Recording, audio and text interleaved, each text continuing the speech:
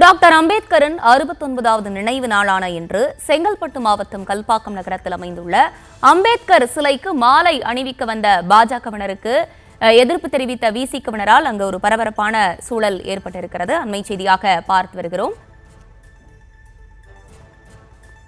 கூடுதல் விவரங்களோடு இணைகிறார் நம்முடைய செய்தியாளர் பிரகாஷ். பிரகாஷ், வணக்கம். என்ன நடந்தது? விரிவான விவரங்கள்.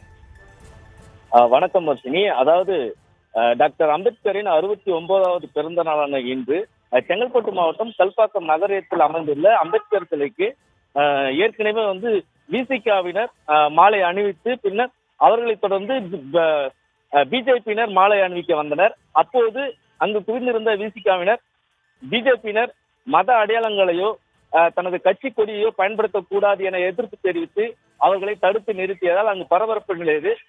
இது தகவல் அறிந்து வந்த கல்பாக்கம் போலீசார் அங்கு குவிக்கப்பட்டனர். மேலும் இரு தரப்பினரிடம் பேச்சுவார்த்தை நடத்தியதில் இவர்கள் கோரிக்கை வைத்தபடி பிஜேபியினரிடம் போலீசார் நீங்கள் மத அடையாளத்தை பிரதிபலிக்கும் வகையிலே எந்த ஒரு பொருட்களும் கொண்டு போகக்கூடாது எனவும் காவி துண்டு அணிந்திருக்க கூடாது எனவும் தெரிவித்திருந்தனர்.